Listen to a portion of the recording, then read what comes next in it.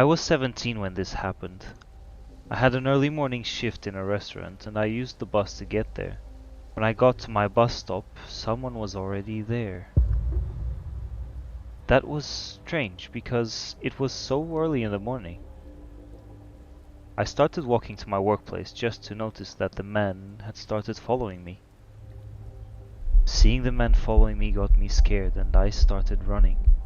There was so much off with the man. The whole time he looked at the ground but also started running when he saw me running. I quickly ran to the back doors and saw him coming in the same direction. When I closed the doors he was just a couple meters away from me and I saw that he tried to open that locked door after me. When I was panicking inside the restaurant, my coworkers came to me and said that someone is trying all the windows to get in. We called the cops and later they told us that the man was carrying a tiny saw with him. I sometimes think what he would have done if he would have been quicker than me. Anyway, the saw man, let's not meet again.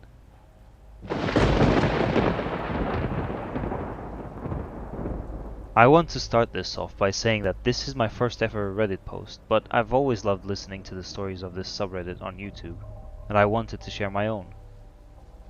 For some background info, I'm female, and was 17 at the time of this story.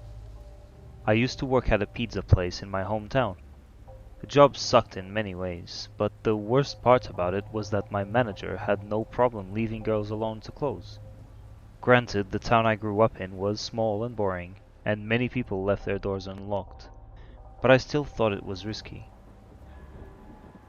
On this particular night, I was closing the shop alone at around 10. The last thing I had to do, on my way to my car, was take the garbage out, and the dumpster as well as my car were located on the side of the building. While I was making my way to the dumpster, I immediately noticed a man making his way towards me from across the shop's parking lot. He was wearing jeans and a black sweatshirt, and he had some sports cap on. Right off the bat, my heart dropped and I got incredibly nervous. I threw the trash away and began speed walking to my car when this guy says something. "You got a cigarette?" My paranoia told me that question was sketchy as hell, and I struggled to respond for a moment. I just said no and got to my car, hastily trying to get in. And I shit you not, as soon as I closed my door, he booked it to my car and tried to open it. Obviously, I locked it immediately.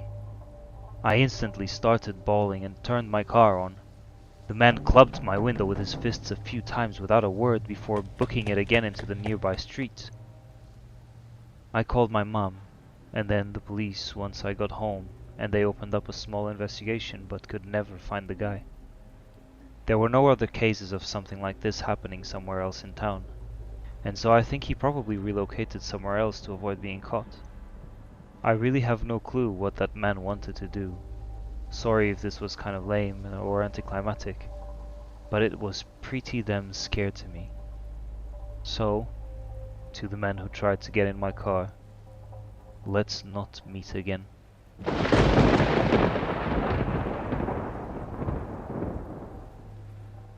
This happened about 20 years ago. I was 9 years old at the time, so I hope I recall this well enough, but my parents have told me their side of the story on a bunch of different occasions, so that should help. My parents are both biologists. They met at work and from there it's history. The place where they worked at the time was a government building dedicated to biology research used in government projects turned towards the public, meaning they were the ones studying the environment and making environmental protection laws around their studies. This being a massive old government building, it always had a security guard present, day and night. During the day, these security guards would mostly just stay at reception and greet people, but at night they would go do their rounds and make sure there were no intruders because of all the science equipment and computers kept in the building. One of these guards is the "let's not meet" guy. Initially, he seemed like the nicest person.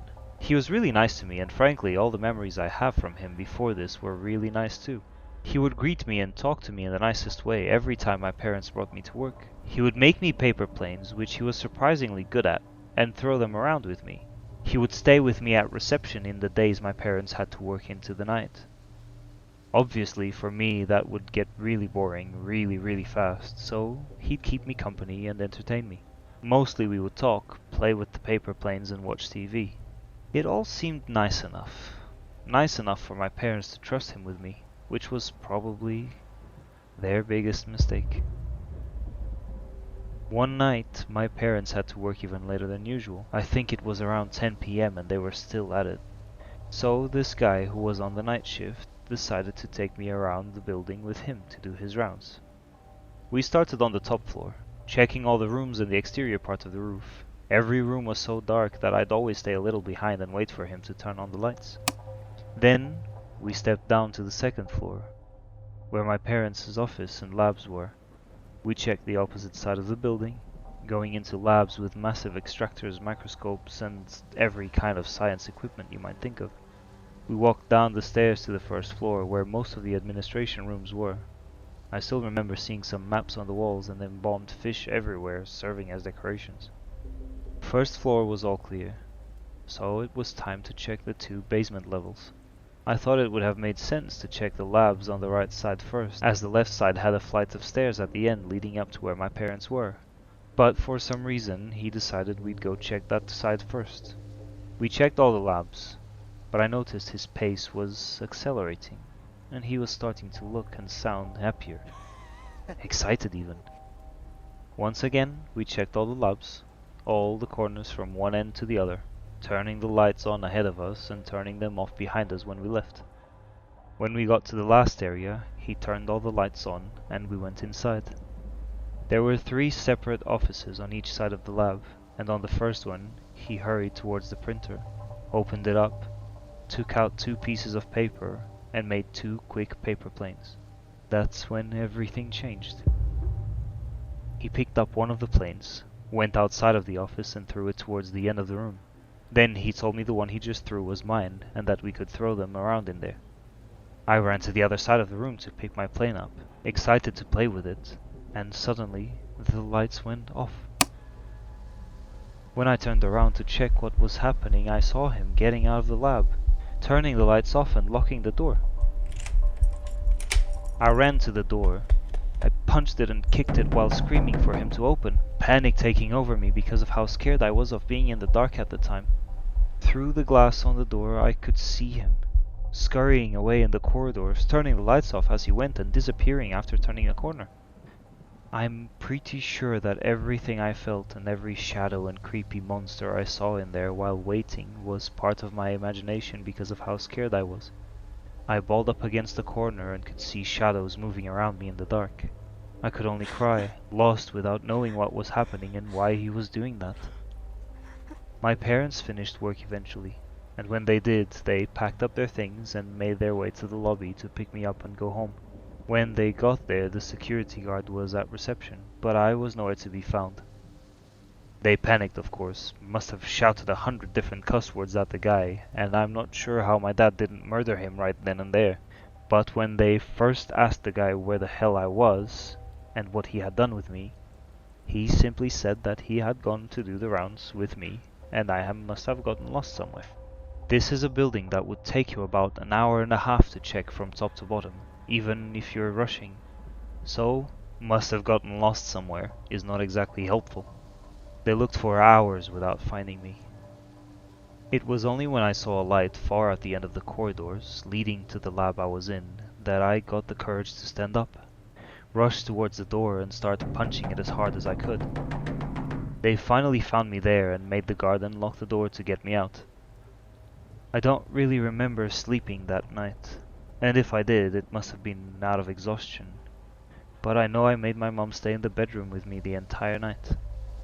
Of course my parents made a complaint against the guard, and when they did and the guy started being investigated, he was fired and arrested. Not because of locking me away where he probably hoped no one would find me, but because he had been partnering up with other criminals to steal computers and equipment from the building to sell in some shady market along with information in the hard drives and make money off it. By then, he had stolen a lot of old computers without anyone realizing, and who knows what his plans were for me that night. I'm not convinced that locking a crying child in the middle of the darkness, hidden away in some room, is exactly the most normal behavior, if you're not trying to hide them and come get them later when everyone has left and sell them as part of your product. Luckily, he never had the chance to do that. And I really hope he never got to do it to any other kid. So, security guard that locked me away in the middle of the dark, let's never meet again.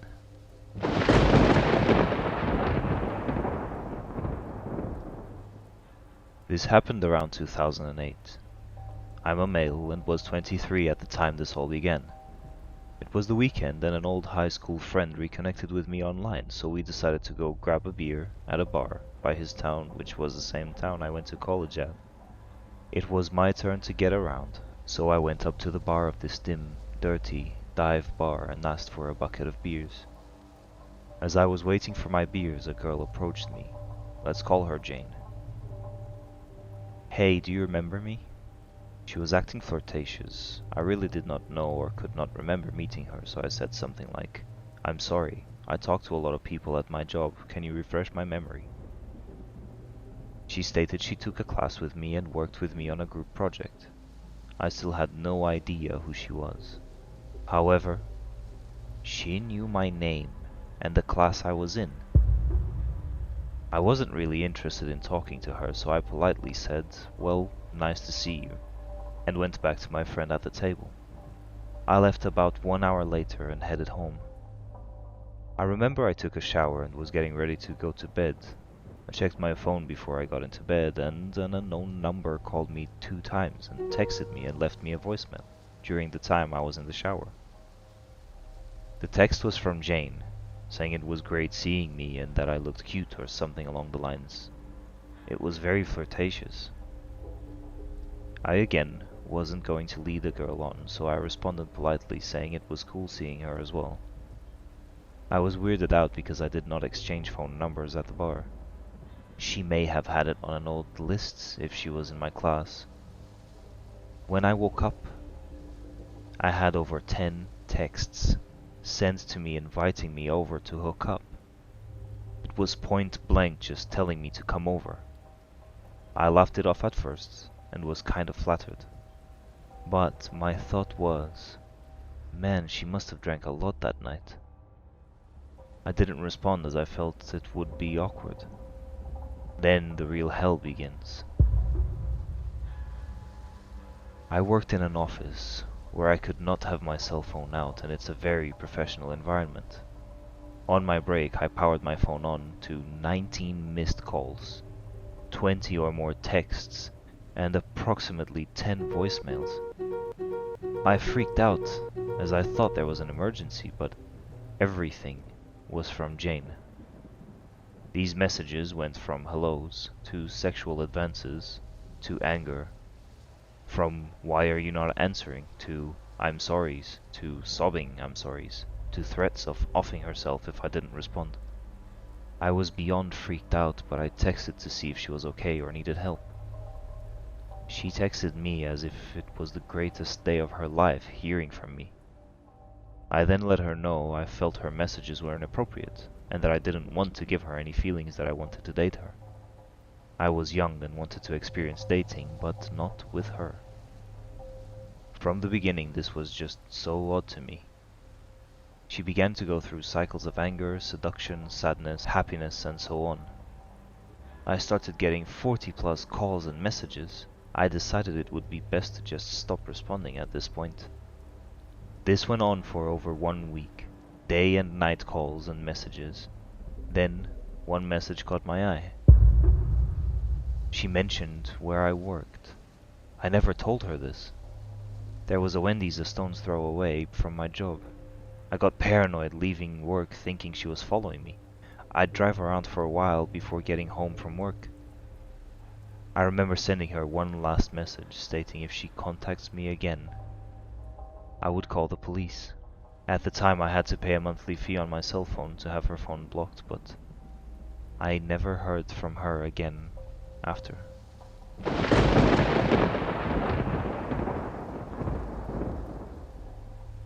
This is about weird encounters I had with a music teacher when I was a kid. I'm a female, 20. When I was in middle school, I took orchestra classes. Now, it's important to mention that I was an incredibly quiet and shy kid back then, and had trouble with confrontation.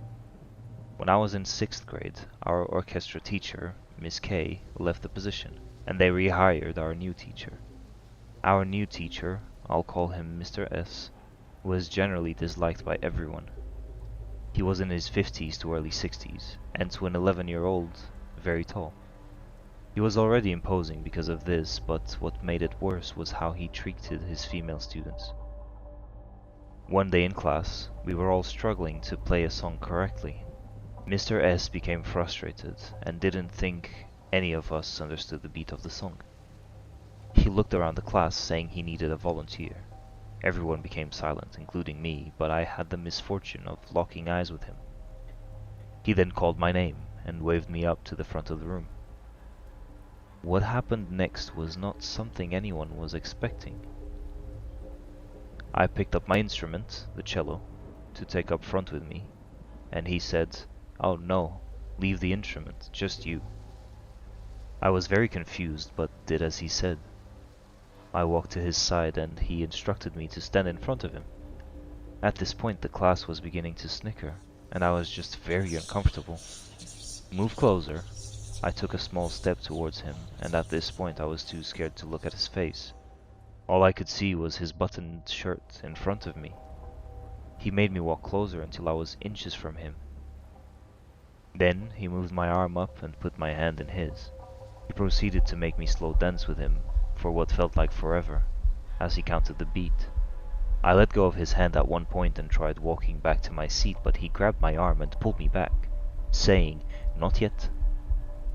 After this was over and I went on to my other classes, I learned that in each period of the day, he had chosen a female student to dance with him, regardless if the class was struggling to understand the beat. Unfortunately, this was not the end of what felt like unwanted attention from him. He would somehow find me in the hallways and would try to have talks with me about anything, even though I mostly kept to myself and didn't cause trouble in class. I got to a point that my friends understood how I felt, and knew to say something to me when I saw him, and every time without fail, he always managed to put his hands on my shoulders when he talked to me, even if I was already backed against the wall. He wouldn't let me leave, and I was too scared to say anything. He could find me in a crowd, easily. He didn't do anything to my knowledge that was punishable, but to me, something always felt off about him. So, to my creepy music teacher, let's not meet again.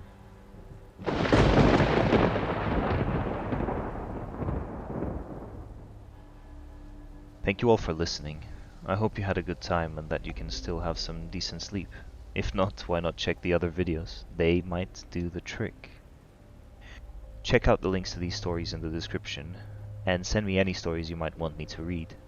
Do subscribe if you enjoyed this, and, as always, are you sure you locked all your doors?